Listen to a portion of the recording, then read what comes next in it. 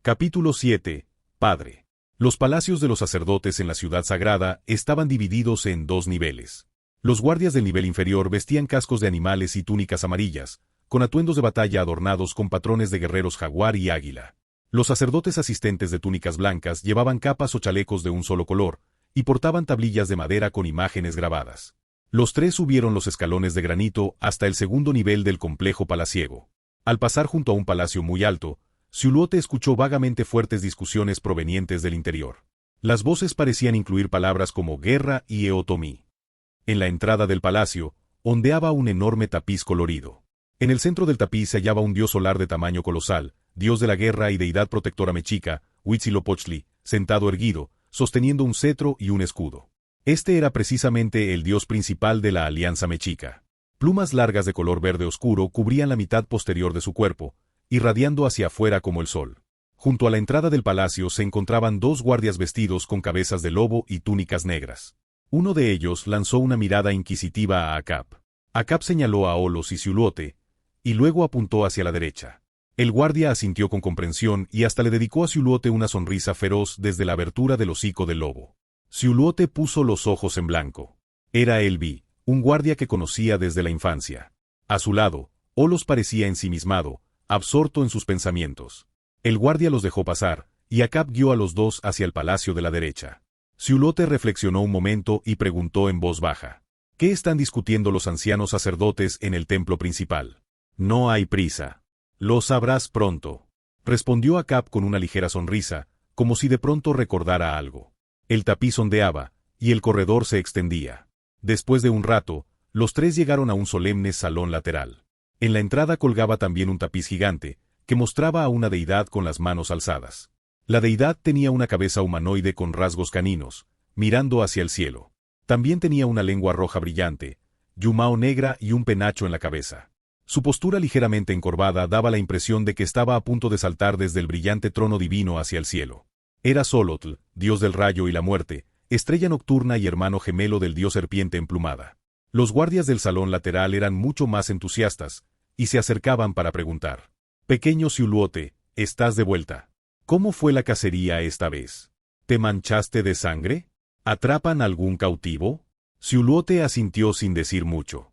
Caminó en silencio, siguiendo a Acab hacia adelante. Al entrar al salón lateral, lo primero que vieron fue una mesa de piedra baja con una tablilla de madera encima.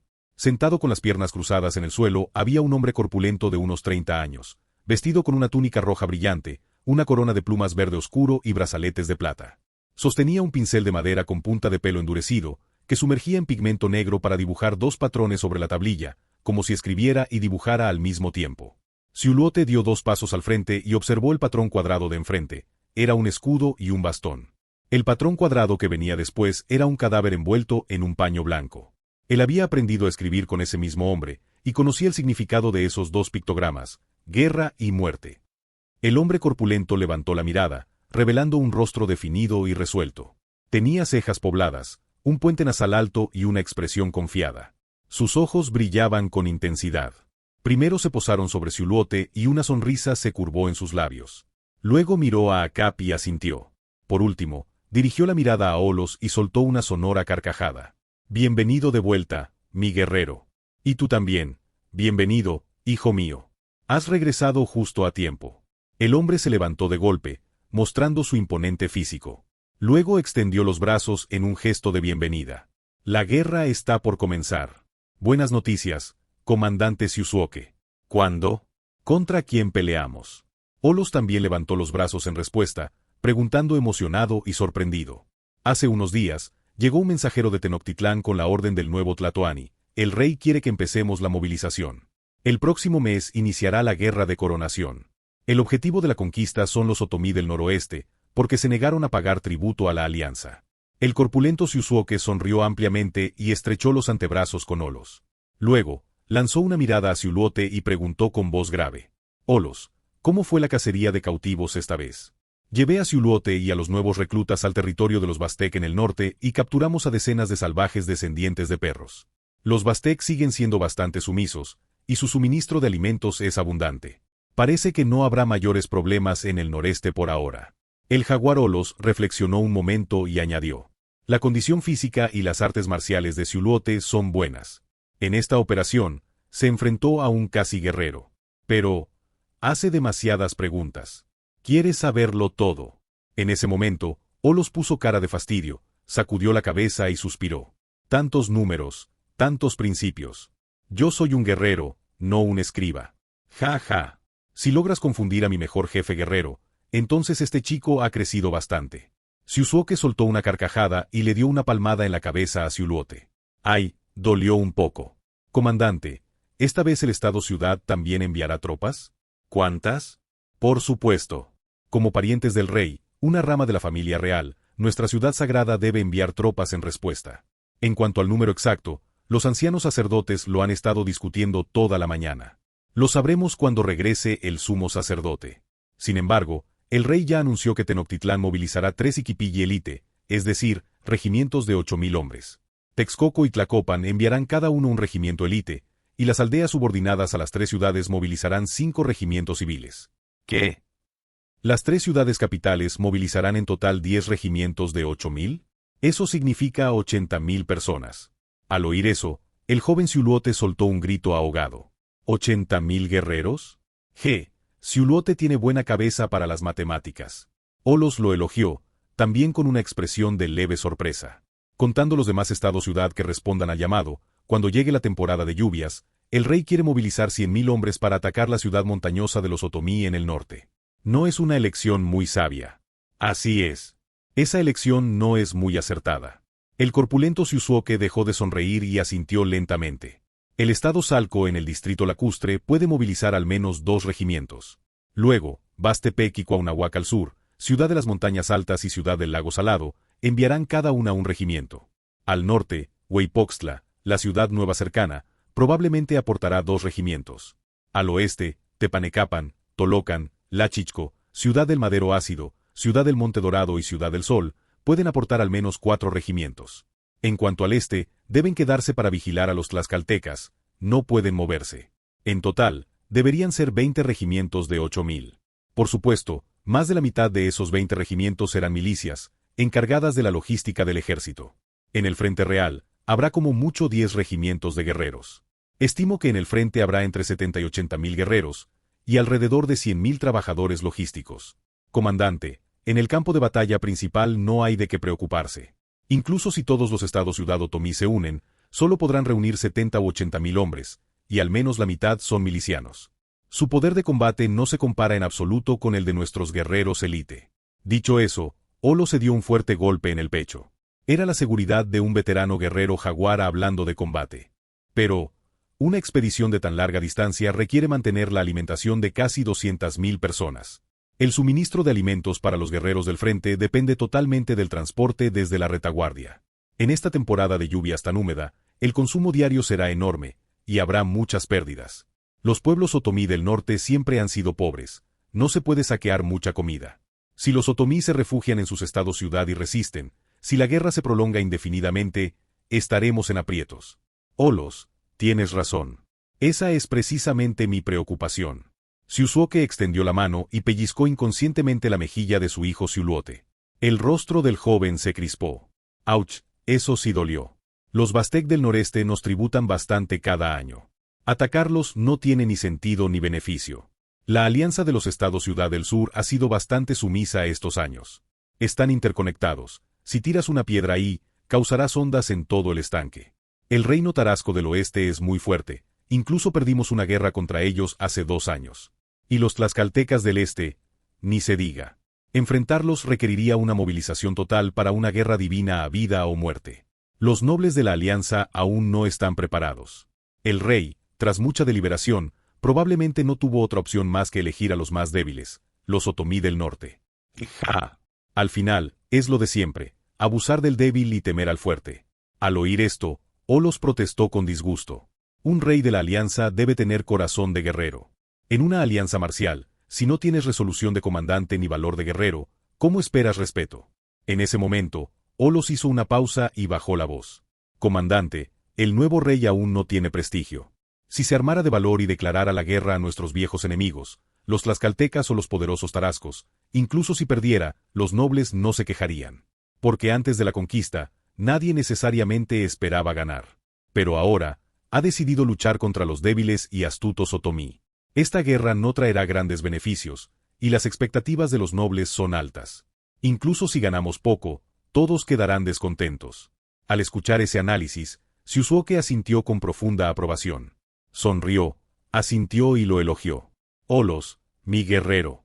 Con tu talento, dirigir un regimiento élite sería más que suficiente. Ja, ja.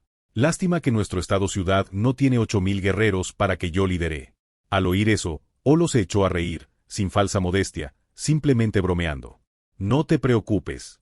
Algún día los tendrás, te lo garantizo. Tras esas palabras, ambos se miraron y rieron con fuerza, sintiéndose valientes y desahogados. El salón era profundo, y los tapices ondeaban. El joven Xiulote permanecía sentado, escuchando atentamente, cuando vio entrar a Cap desde el exterior.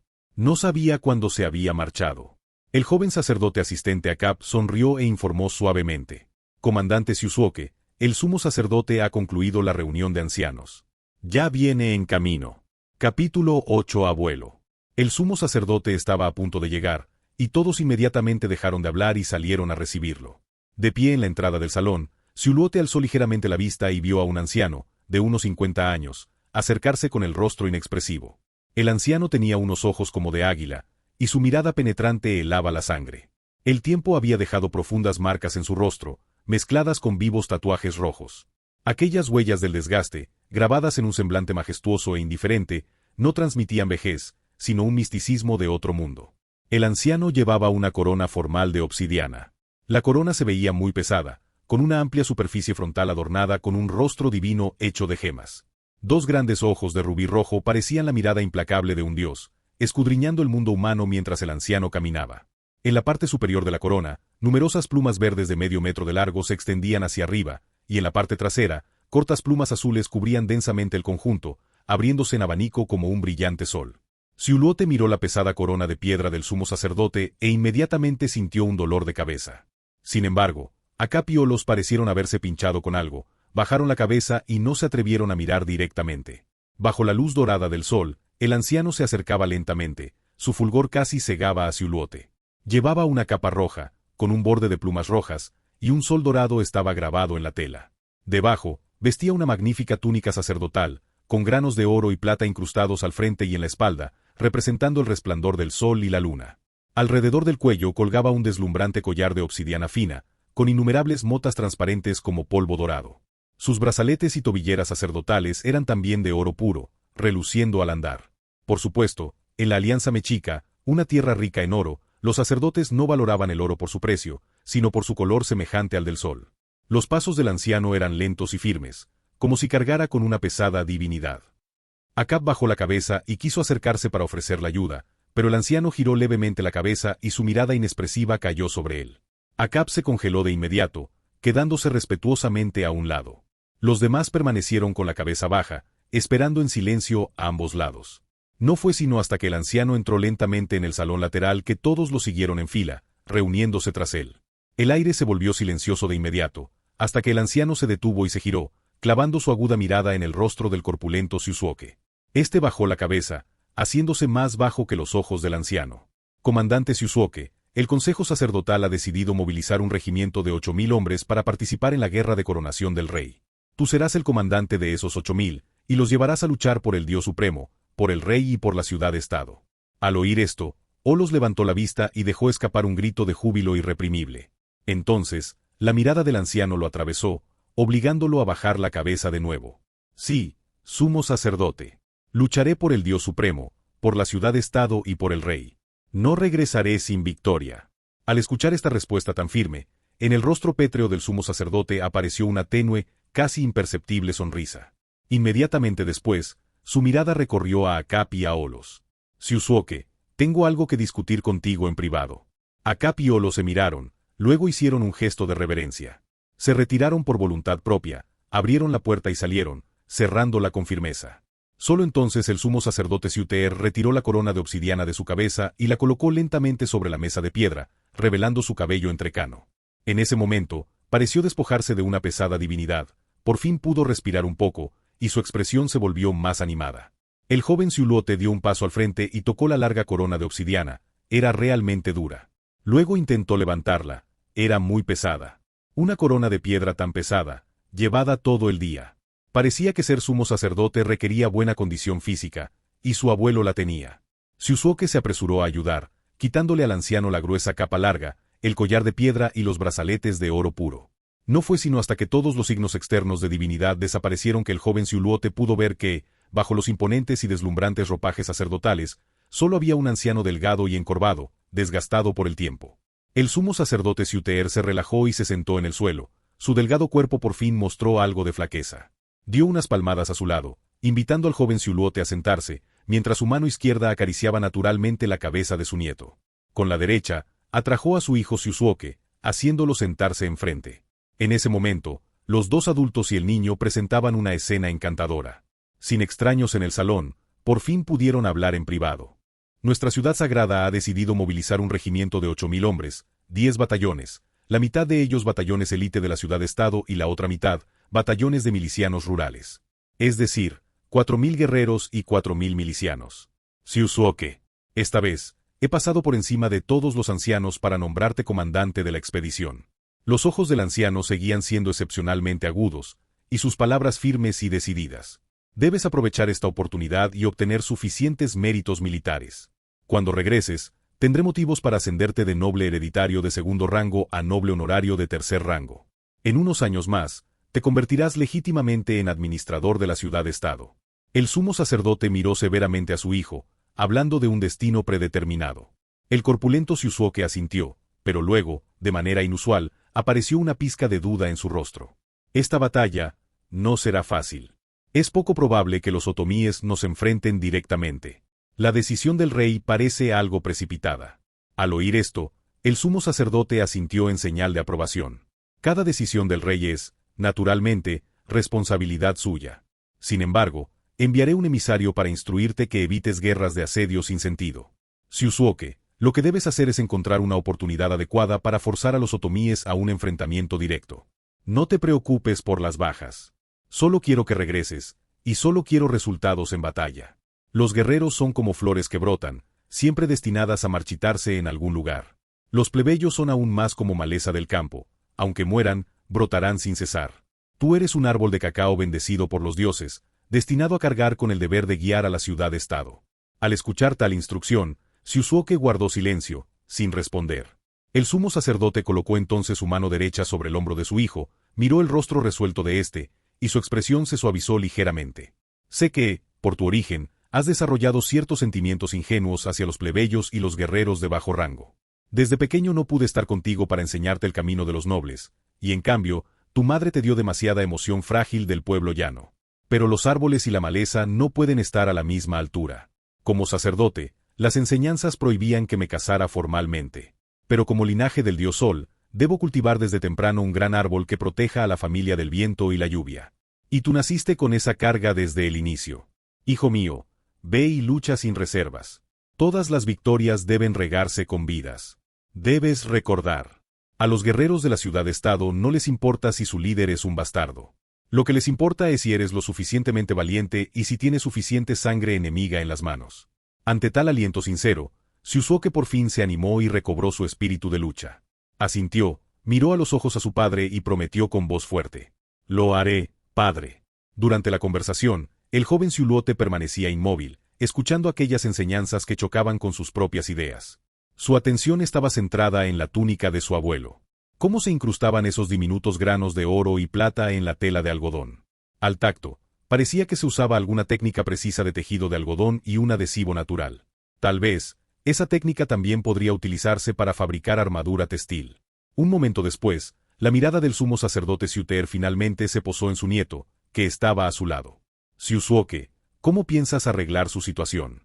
Al oír esto, Siusuke miró con afecto a su hijo y respondió con suavidad. Padre, Siuluote acaba de regresar de la cacería. Cuando yo parta a la expedición, planeo dejarlo descansar bien en casa. Y coincidentemente, ya tiene edad para aprender algunos conocimientos sacerdotales contigo. Al escuchar esto, el sumo sacerdote Siuteer meditó un momento, luego negó con la cabeza. No. Que Siuluote vaya contigo. El conocimiento sacerdotal puede aprenderlo después. Una vez se contabilicen los resultados de esta captura, promoveré a Siuluote a sacerdote formal. Durante esta guerra, asígnale a algunos cautivos. Así, cuando regrese, podré ascenderlo legítimamente a sacerdote de segundo rango, Pamit. Y en el sacrificio posterior a la guerra, haré que participe como asistente, y luego lo promoveré a sacerdote de tercer rango. ¿Pero Siuluote solo tiene 12 años? ¿Un sacerdote de tercer rango tan joven? Que lo lleves contigo. Siuluote es bueno en matemáticas y puede ayudarte a calcular claramente las provisiones. Con matemáticas y méritos militares, será suficiente para ganarse al pueblo. Y además, yo estoy aquí. Dicho esto, el sumo sacerdote volvió a agacharse con ternura y pellizcó la cara de Siuluote. Sus movimientos fueron muy suaves, sin causarle dolor. Siuluote, has sido inteligente desde niño, eres nuestra esperanza, y la esperanza de la familia. Escucha bien a tu padre, sé que en realidad entiendes todo. Un sacerdote de tercer rango a los 12 o 13 años. En 2 años más, te haré el sacerdote coyote de quinto rango más joven. Así, cuando yo ya no esté, podrás ocupar mi lugar y convertirte en el nuevo sumo sacerdote. Siuluote, debes recordarlo. La expresión del sumo sacerdote se tornó solemne al mirar a los ojos del joven. Parecía querer transmitirle algo a través de su mirada, con una esperanza muy intensa. Tu nacimiento fue extraordinario. Hubo fenómenos inusuales en los cielos. Tú también eres descendiente de Akamapichli. Todos los reyes mexica a lo largo de la historia comparten la misma sangre que tú. Tu futuro tiene posibilidades infinitas, y aprovecharé cada oportunidad para ti. ¿Y mi futuro? En ese punto, el anciano finalmente murmuró en voz baja, bajando los ojos. Solo quedan unos pocos años hasta el reino divino. Nota, Akamapichli era el abuelo de Montezuma y, el tatara-tatara-abuelo del rey Tizoc, el tatara-tatara-tatara-tatara-abuelo de Siuluote, y el origen de la familia real mexica. Capítulo 9. Movilización. Al día siguiente, al mediodía, el sol era cálido y deslumbrante. Siuluote, vestido con una túnica sacerdotal, estaba sentado sobre una pirámide en miniatura junto al palacio. Alzaba la vista hacia la magnífica pirámide de la luna frente a él y también observaba la movilización del Estado-ciudad. La decisión del grupo sacerdotal de la ciudad sagrada se había difundido por toda la ciudad sagrada y las aldeas cercanas. La decisión de enviar tropas era inamovible. Y hoy era el día de los discursos motivacionales, destinados a inspirar el ánimo de los guerreros y la milicia. Siuluote abrió bien los ojos, observando la alta pirámide de la luna.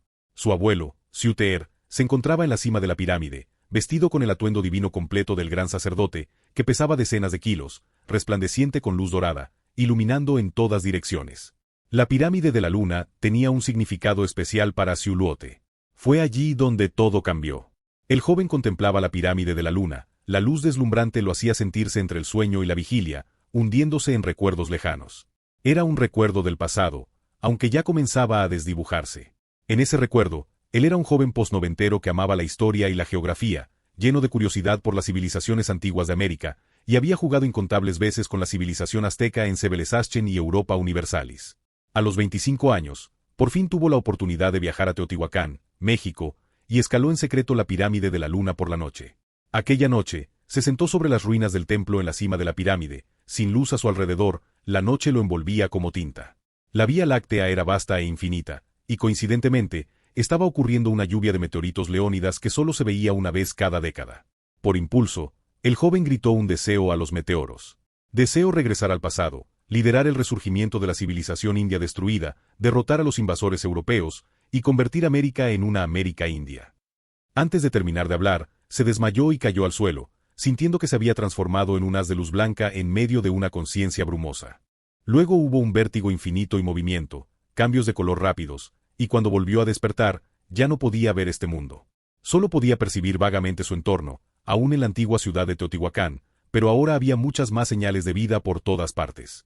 Vagó en un mundo difuso, sin propósito ni dirección, simplemente siguiendo sus sensaciones hasta una choza remota, donde sentía una gran atracción. Atravesó la pared y sintió 2 vidas conectadas, una era una luz errante débil, y la otra puntos incoloros. Siguiendo la sensación de atracción, se lanzó dentro de los puntos incoloros, un destello blanco apareció de inmediato, y su conciencia se volvió borrosa. La siguiente vez que despertó, fue acompañada por un llanto agudo. ¿Qué parecía suyo? Abrió los ojos y vio un techo bajo y 2 rostros que parecían felices y tristes. Cabellos negros, piel amarilla, figuras encorvadas que proyectaban enormes sombras a la luz de la luna, cubriendo su pequeño cuerpo. La tristeza eventualmente reemplazó la alegría, y dejó de llorar, pero escuchó otro llanto contenido. Una figura encorvada de pronto se enderezó y lo llevó fuera de la habitación. El llanto fue desvaneciéndose, y el cerebro de un infante no podía sostener mucho pensamiento. Sintió que lo llevaban a un estanque, y luego el agua lo cubría poco a poco. ¿Había transmigrado solo para convertirse en un infante abandonado? Su pequeño cuerpo tosió violentamente, se ahogaba y no podía respirar, como si escuchara nuevos llantos a su lado. Su conciencia se volvió borrosa, y su cuerpo recién nacido perdió toda sensación. Cuando despertó de nuevo, se había transformado en un haz de luz blanca sin visión. Esta vez, no se atrevió a vagar sin rumbo otra vez. Identificó la escala de los edificios y se deslizó lentamente hacia el área central más próspera y grandiosa. Resistió con fuerza las atracciones ocasionales de su entorno. Vagó por el centro de la ciudad antigua y finalmente sintió una nueva atracción en la bulliciosa comunidad palaciega. Entonces, continuó avanzando y una vez más se lanzó dentro de los puntos incoloros. De nuevo despertó, como siempre, acompañado de su propio llanto y una risa incontrolable. El infante abrió los ojos, y un joven robusto lo sostenía con ambas manos. Llevaba una corona de yumao, y su cuerpo erguido estaba cubierto por una túnica blanca de algodón. Tenía un rostro resuelto, también con cabello negro y piel amarilla. El techo era alto, adornado con figuras y escenas coloridas. Había un círculo de personas arrodilladas, sonriendo ampliamente pero en silencio. Una joven yacía en la cama, sus lágrimas se mezclaban con risas. Pronto, un hombre de mediana edad, ricamente vestido con una corona de piedra, irrumpió. Empujó sus pequeñas piernas, luego miró sus pequeños puntos y rió con alegría, y entonces pronunció en voz alta unas palabras incomprensibles. Una palabra se repetía varias veces. La multitud también vitoreó, repitiendo la palabra, vagamente, Xiuluote. Desde entonces, tuvo un nuevo nombre, Xiuluote. El hombre de mediana edad de sus recuerdos ahora estaba sobre la alta plataforma. El tiempo había envejecido su rostro. Solo la deslumbrante luz dorada brillaba sobre la multitud abajo. Nobles, guerreros, plebeyos, venían de todas direcciones, reuniéndose al pie de la pirámide, escuchando el mensaje divino transmitido por el gran sacerdote. Pueblo protegido por el dios Sol, el dios de la guerra, Huitzilopochtli. El linaje de Huitzilopochtli, el nuevo Tlatoani, trae el mandato de los dioses, y les pide que tomen las armas y se unan a la guerra santa de coronación del rey, para capturar los sacrificios elegidos por los dioses, los débiles otomíes del norte. La majestuosa voz era retransmitida por los sacerdotes desde la pirámide de la luna, capa por capa.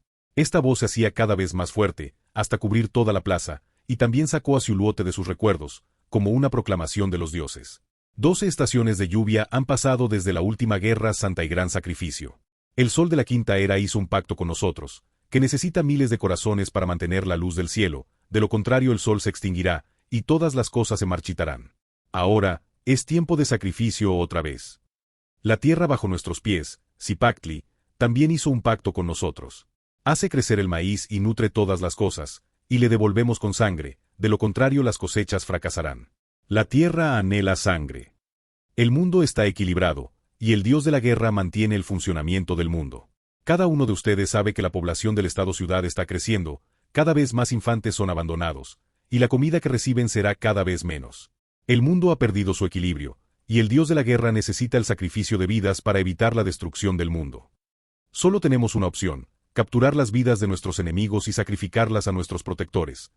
Esta es una guerra santa para salvar al mundo. Productividad limitada, alimento limitado, límites de población restringidos y población en crecimiento infinito. Este era el ciclo histórico de Mesoamérica. Xiuluote pensó en silencio que las aparentemente interminables guerras y sacrificios en realidad tenían razones inevitables. Los plebeyos murmuraban con pánico, preocupados por las profecías aterradoras del sacerdote. Luego, el miedo fue dirigido y transformado en una determinación por tomar las armas. Los nobles y guerreros permanecían en silencio. En nombre del Dios guardián, en esta guerra santa, todos los jóvenes guerreros, mientras capturen un cautivo con vida, podrán ser promovidos a cazador de primer nivel. Capturen 2 más vivos, y serán promovidos a cazador Bastec de segundo nivel. Capturen 3 más, guerrero de fuego elite de tercer nivel.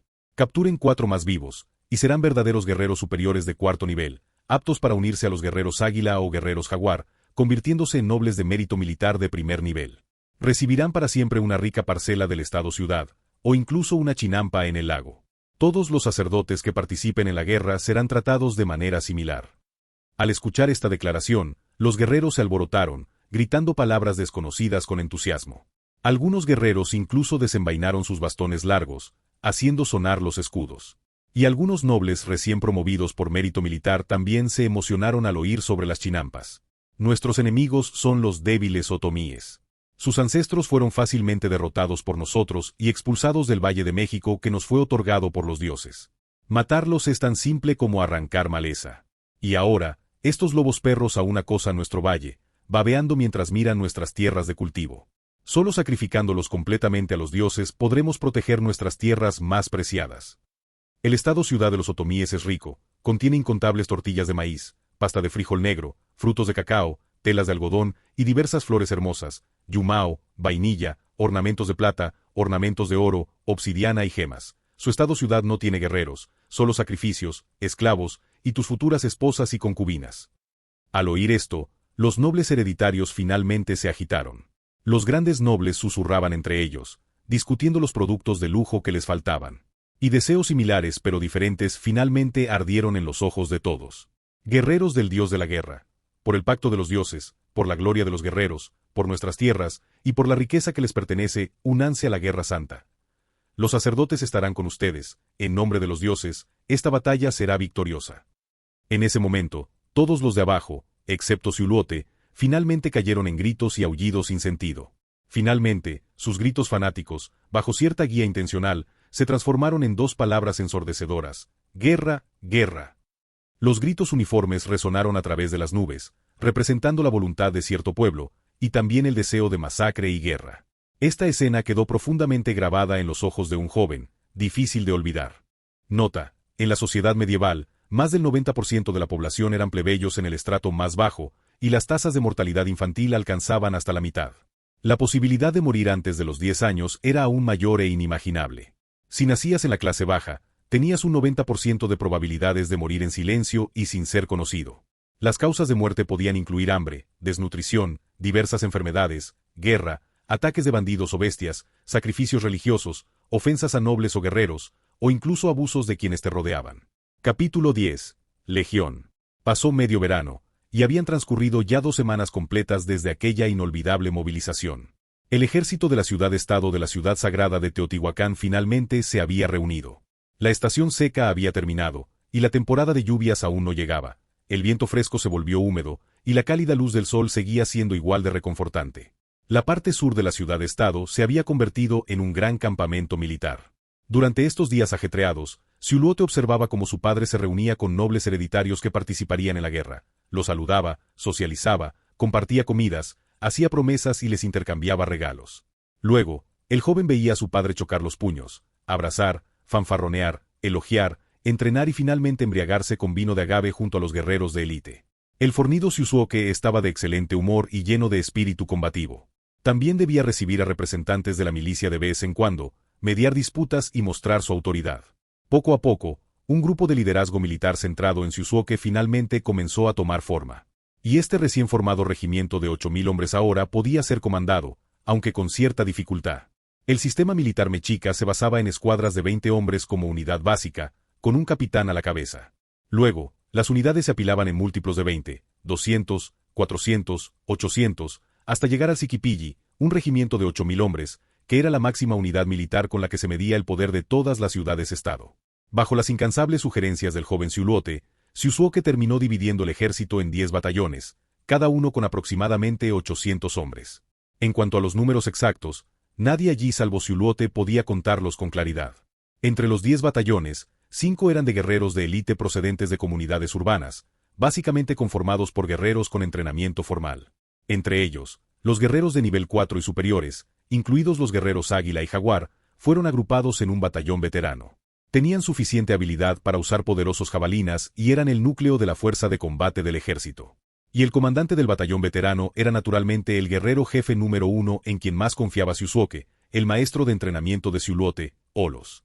Los otros 5 batallones civiles estaban compuestos por milicia reclutada de aldeas subordinadas. La mayoría de la milicia solo había recibido un entrenamiento rudimentario. Una parte de ellos tenía experiencia usando ondas para cazar y fue agrupada en un batallón de honderos de largo alcance. Los otros 4 batallones eran milicia de combate cuerpo a cuerpo. Ese día, El ejército reorganizado de la ciudad-estado finalmente se reunió en el campo de entrenamiento del campamento militar.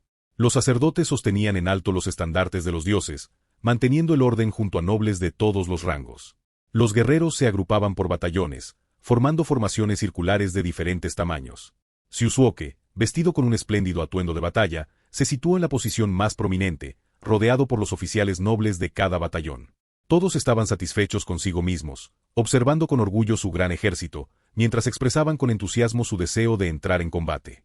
El joven Xiuluote, acompañado por el sacerdote asistente Acap, el nuevo ayudante y guardia designado por su abuelo, inspeccionaba cada batallón en nombre del sacerdocio. El primer batallón era el batallón veterano. Los guerreros experimentados llevaban armaduras de cuero amarillas o verdes, capas rojas y amarillas, y cascos de madera en forma de animales. Sostenían un escudo en una mano y un macuahuitl en la otra. Los afilados fragmentos de obsidiana en ambos lados del macuahuitl brillaban con una fría y afilada luz bajo el sol. Detrás de ellos, la mayoría llevaba 2 lanzas de lanzar, con el atlatl sujeto a la cintura. Los veteranos se mantenían naturalmente en formación, formando automáticamente una disposición de batalla abierta. Sus expresiones eran relajadas, con la compostura de quienes habían enfrentado la vida y la muerte muchas veces. Sus manos derechas, curtidas por el entrenamiento, blandían el macuahuitl con fluidez, con el ritmo de incontables horas de práctica. Xiuluote dio un par de vueltas, contando a más de 200 imponentes guerreros águila y jaguar. Así que solo tenemos 200 guerreros águila y jaguar. Después de contar, Xiuluote suspiró suavemente con decepción. Esto está algo lejos del ejército que imaginaba. Pensé que habría todo un ejército de jaguares y águilas. ¡Ja! ¿8,000 guerreros águila? Al oír esto, Acap se echó a reír.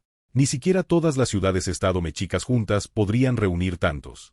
Las 3 ciudades capitales son el centro de la alianza y tal vez puedan desplegar más de 2,000 guerreros águila y jaguar, además de más de 500 cortadores de cabello.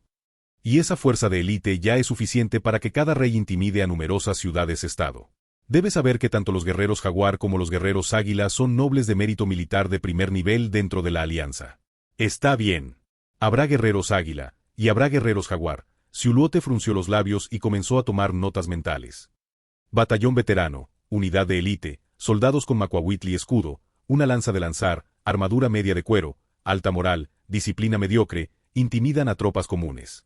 Excelente infantería de asalto. Tales registros, imitando un método de evaluación familiar, le ayudaban a entender rápidamente la fuerza de las tropas. Claro, una vez que se familiarizara completamente con el ejército, ya no necesitaría hacer eso. A continuación, del 2º al 5º batallón eran batallones de élite. Según la riqueza familiar, varios niveles de guerreros vestían armaduras de cuero o algodón, y algunos incluso llevaban capas de combate. La mayoría de los guerreros usaban sombreros puntiagudos, sosteniendo un macuahuitl de obsidiana en una mano y un escudo redondo cubierto de cuero en la otra. En los rostros de los guerreros recién ascendidos había una mezcla de emoción y expectación por la batalla. En esta formación algo desordenada, Xiuluote vio 2 rostros familiares.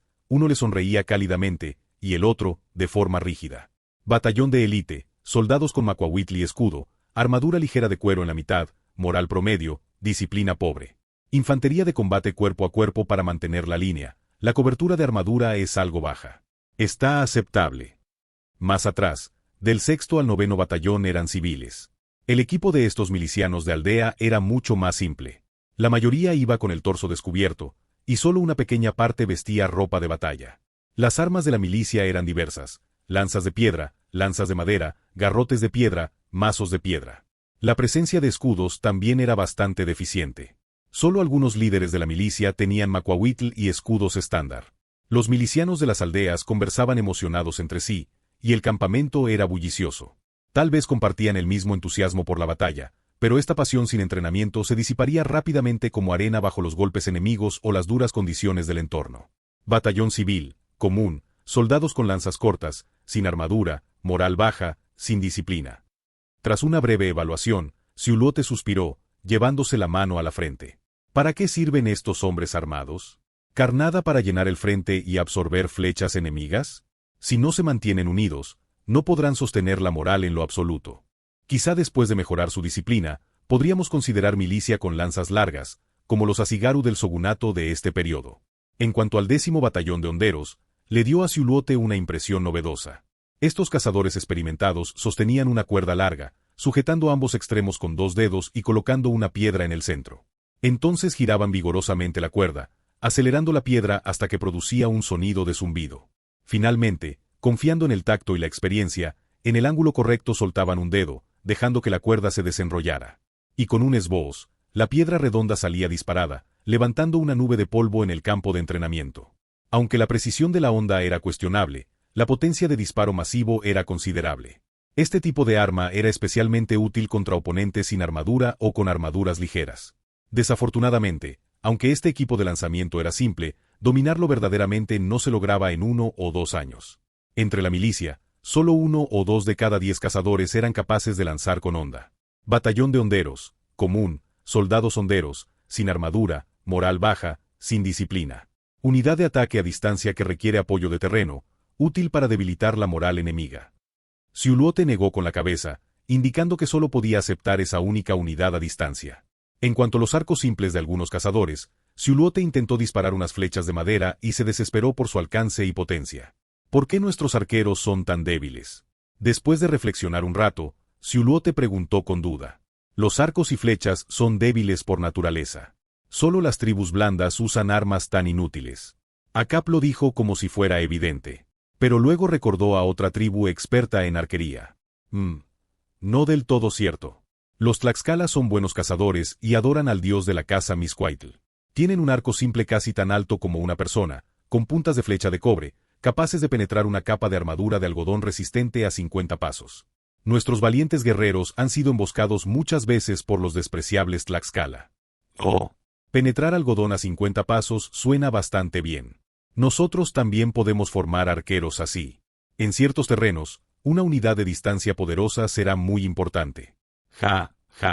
¿Emboscar a distancia? ¿Dónde está el camino del guerrero en eso?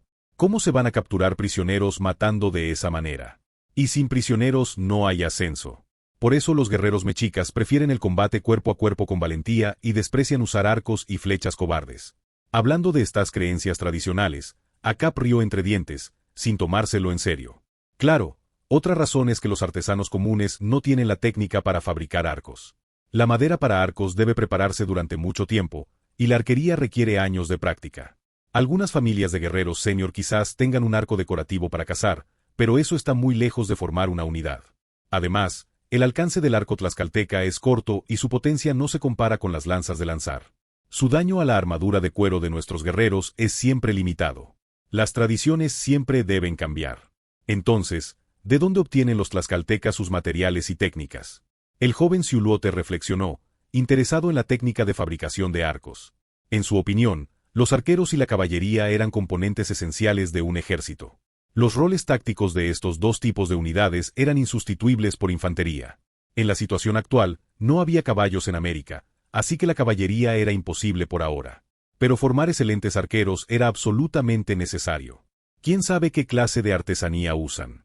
Adoran al dios cazador Mizcuaitl y siempre han tenido muchos fabricantes de arcos.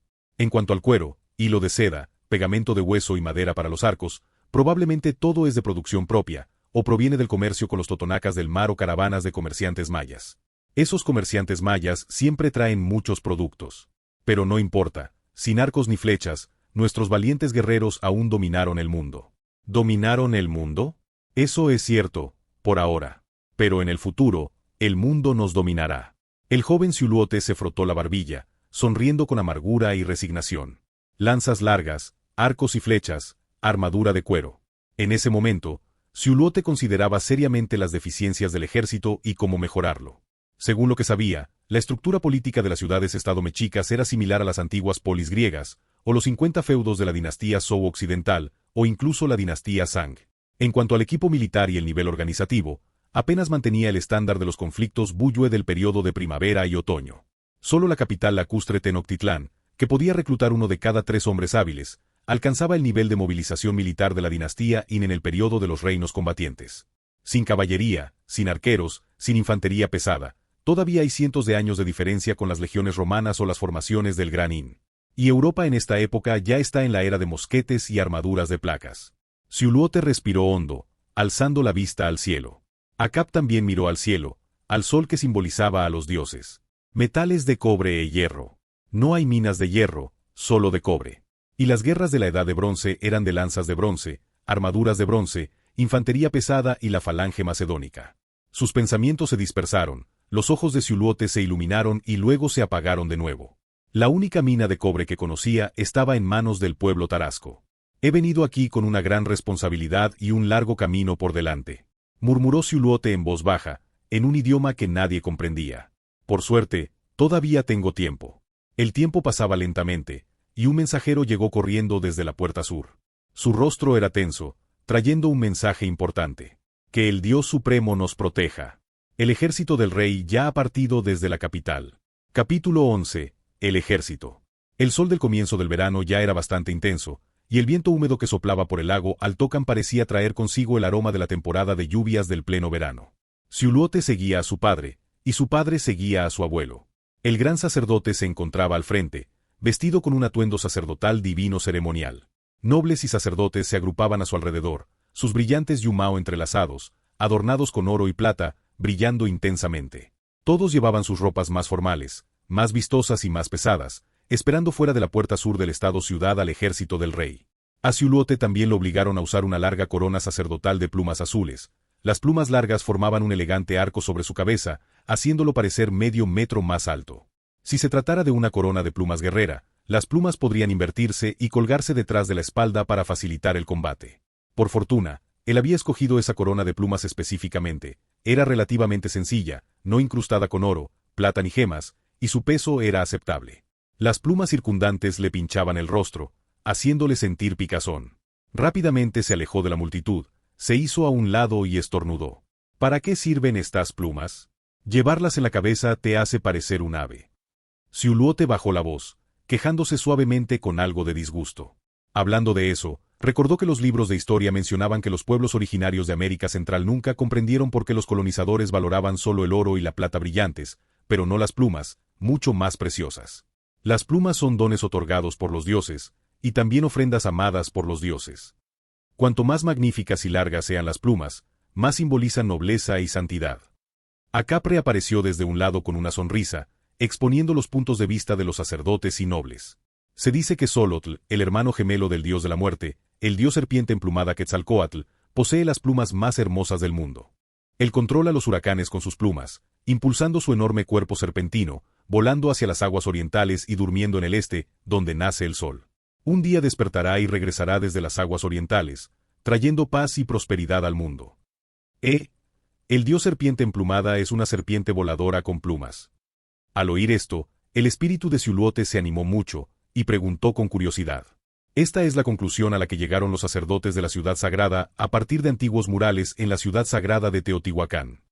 Acap meditó por un momento, y luego susurró, pero en los murales del gran templo de Tenochtitlán, el dios serpiente emplumada tiene forma humana. Es alto, de piel blanca y con una gran barba. Fue derrotado y exiliado por otros dioses, navegando sobre una balsa de serpientes hacia el misterioso Tlapan oriental, y prometió regresar.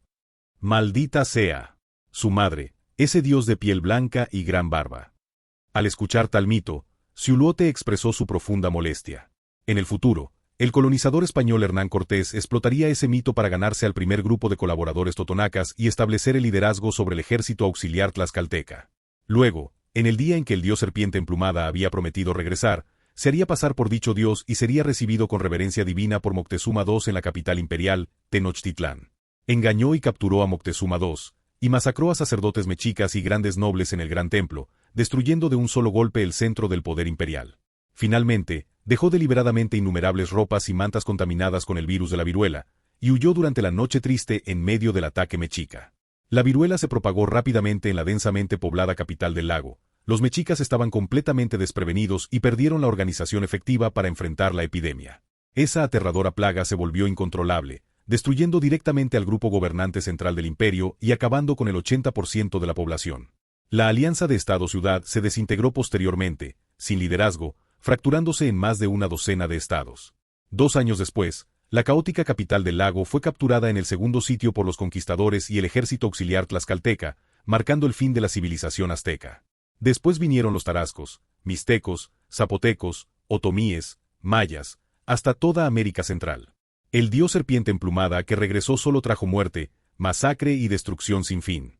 Enfermedad, mito, ejército auxiliar, caballería, navíos de guerra.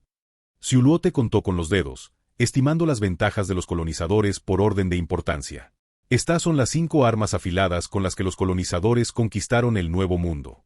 Una por una. Primero eliminemos al ejército auxiliar potencial, luego procedamos con la reforma religiosa. En cuanto a la enfermedad, es una tarea larga y ardua, empezando por la viruela. Viruela bovina, no hay vacas, entonces usar el antiguo método chino de inoculación con viruela humana. La expresión de Xiuluote era seria, y cayó en un ideal más allá de sus capacidades actuales. Tales desafíos al destino requerirían el apoyo del poder supremo y millones de manos. Hasta que Acap le dio una palmada en el hombro, recordándole: Xiuluote, mira al sur. Al oír esto, Xiuluote abrió mucho los ojos y miró hacia el sur. Un ejército magnífico apareció al final de su vista. La marea de gente llenaba el horizonte, y las túnicas rojas de batalla teñían las nubes. Ese era el color de la grana cochinilla, un tinte tributario de la ciudad real, más precioso que el oro en el viejo continente, que más tarde sería conocido como carmín.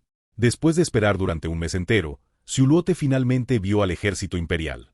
El rey Tizoc movilizó primero a las 3 ciudades de la capital. Reclutó 10 Iquipilli, es decir, 80.000 guerreros y milicianos, formando un poderoso grupo de ejército real directo. El ejército incluía más de 40.000 guerreros reales directos, y un total de 2.000 del grupo de batalla Jaguar y la banda de guerra Águila. Este era un ejército que ningún estado-ciudad de América Central podía enfrentar de frente. El ejército en auge proclamaba la majestad del nuevo rey, oprimiendo los corazones de los diversos estados. Marcharon primero hacia el oeste durante una semana, intimidando los tarascos y las ciudades occidentales, reuniendo fuerzas aliadas de varios estados. El ejército de Tepanecapan se unió primero, seguido por Toluca, Lachichco, y luego 5 grupos más de 8.000 hombres, otros 40.000 guerreros y milicianos. Luego, el ejército giró hacia el sureste durante 10 días, pasando por Cuernavaca y Bastepec, sumando 2 grupos más de 8.000 hombres. Tras inspeccionar el sureste de la Alianza Mexica, el ejército permaneció 2 días, reuniéndose con los líderes del pueblo quiontal, y de paso amenazando la frontera sur de Tlaxcala, provocando una oleada de aldeanos que huían. Finalmente, el ejército giró hacia el norte, marchando durante una semana, sumando 3 grupos más de 8.000 hombres, más de 20.000 personas, principalmente milicianos encargados de la logística, provenientes del próspero estado de Salco. Entre estos ejércitos que se unían continuamente desde diversos estados-ciudad, la proporción de guerreros era algo menor, aproximadamente menos de 2/5. Posteriormente, 20 legiones, un ejército de 160.000, entonces marcharon con majestuosidad, cubriendo cielo y tierra, hacia el norte.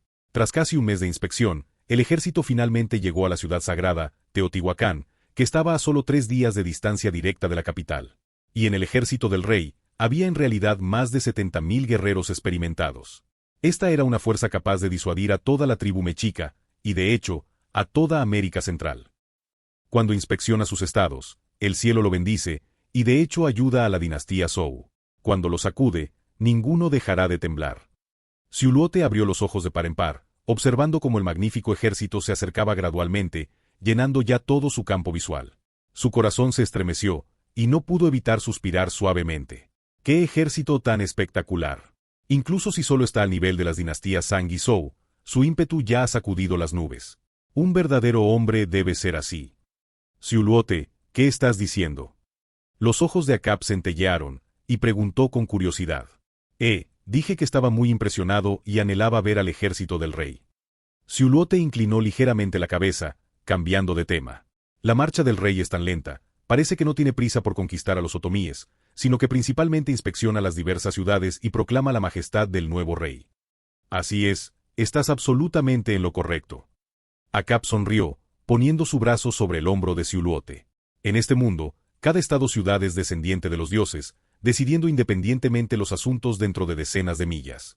Aunque el rey es el líder de la alianza, no puede comandar directamente los asuntos militares y políticos de los diversos estados-ciudad, ni puede controlar por completo a los grandes nobles de la capital. Para hacer que los diversos estados-ciudad obedezcan, uno debe apoyarse en la fuerza militar de la capital, el prestigio del monarca, y nuestra sangre real en la ciudad sagrada. Entonces, lo primero que hace un nuevo rey al subir al trono es establecer prestigio en el corazón de los líderes de los estados-ciudad de la alianza.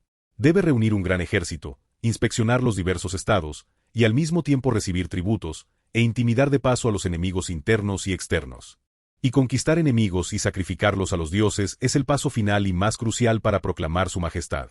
Si ese paso es grandioso y espléndido, puede ganarse a nobles y guerreros de todos los tamaños.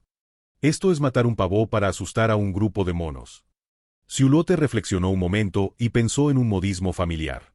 Pavó, mono. Al oír esto, Acab se detuvo, luego estalló en carcajadas. Jaja. ¡Qué analogía tan interesante! Xiulote, tienes una percepción muy aguda. Luego, Acab bajó la voz, miró a su alrededor y se rió suavemente. Si los líderes de los diversos estados-ciudad son como monos, entonces el rey que ocupa la capital del lago es el rey mono. Solo cuando el rey mono es lo suficientemente fuerte puede obligar a los monos cercanos a entregar sus frutos.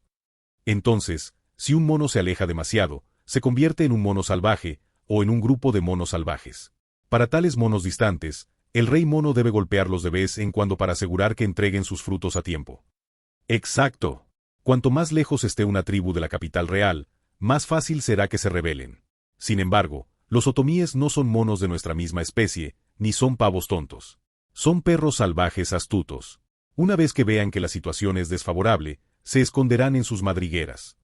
Los dos jóvenes bajaron la voz, ambiciosos, discutiendo temas que no deberían. La vanguardia del gran ejército barría hacia ellos. 4 grupos completos de 8.000 guerreros marchaban en secuencia desde el camino sur, y luego establecían su campamento junto al lago Altocan. Más de 30.000 guerreros de distintos rangos se agrupaban así. A simple vista, sombreros puntiagudos rojos y negros y cascos de bestias amarillos se apiñaban, y los macuahuitl de obsidiana reflejaban un mar de destellos. El campamento hervía con voces humanas, y los rostros, llenos de entusiasmo y confianza, se contagiaban del poder colectivo y se encontraban en el punto más alto de la moral. Sobre el lago, miles de canoas transportaban alimentos, navegando desde el distrito del lago Texcoco en la capital. Se utilizaban reservas de comida acumuladas durante 10 años, asegurando el suministro del ejército a través de rutas fluviales convenientes. Posteriormente, una legión completa de guerreros veteranos, dispuestos en la formación más ordenada que Xiulote había visto en su vida, se aproximó en silencio. Todos vestían armaduras de cuero finamente trabajadas, llevaban lanzas de obsidiana a la espalda, había 1.000 guerreros jaguar, 1.000 guerreros águila, y 6.000 veteranos de cuarto nivel. No necesitaban decir una sola palabra. Su postura relajada pero siempre lista para la batalla demostraba a todos que esta era la fuerza central del imperio. Al ver esta escena, Xiulote y Acab guardaron silencio. Frente al poder absoluto, incluso las palabras más audaces resultaban débiles e impotentes. El corpulento Xiusuoque llegó dando 2 zancadas, arrastrando a Xiulote de regreso a las filas. Claramente, el rey no estaría lejos de su núcleo militar, aparecería muy pronto. Xiulote notó con agudeza que la postura de su padre Xiusuoque también era recta y solemne, claramente algo nervioso. Después de la legión más poderosa de América Central, la litera imperial del rey Mexica Tizoc se aproximó con paso firme, escoltada por 500 cortadores de cabello. Estos guerreros prohibidos, similares a los hunos, tenían la mayor parte del cabello rapado, dejando solo una porción en la coronilla y un mechón a cada lado. Todos vestían gruesas armaduras de algodón verde, con capas de red en la espalda, y sobre las capas llevaban estandartes traseros que simbolizaban su estatus, representando símbolos abstractos del dios Sol. Xiulote bajó la cabeza, evitando el contacto visual con los guerreros prohibidos. Estos guardianes supremos del rey tenían expresiones severas e indiferentes, y su efectividad en combate era claramente muy alta. Desafortunadamente, en toda América Central, no existían en ese momento animales de carga adecuados. Los carros de bueyes, caballos o elefantes eran imposibles. Tizoc, de linaje divino principal, solo podía viajar en una litera cargada por decenas de personas. Llevaba una túnica majestuosa de fondo blanco con patrones rojos, y en la cabeza un casco con forma de calavera blanca, también adornado con largas plumas verdes, que lo hacían particularmente imponente. Esa imagen espléndida derivaba de un poderoso espíritu maligno de antiguos mitos. Tras la litera del rey, había también una hilera de estandartes emplumados. Los estandartes ondeaban en lo alto, igualmente llamativos. Sobre ellos se encontraban diversos jeroglíficos complejos, como imágenes. Xiulote intentaba distinguir cuidadosamente el sol, el cactus, el guerrero águila, la serpiente emplumada, el lago y los gigantes representados, cuando vio a un emisario real acercarse apresuradamente. El supremo dios Sol, dios de la guerra, descendiente del dios guardián Huitzilopochtli, soberano de la capital del lago Tenochtitlán, el gran y glorioso Tlatoani, el rey Tizoc, desea encontrarse con su pariente de sangre, el administrador de la antigua ciudad sagrada de Teotihuacán, el gran sacerdote Ciuteer.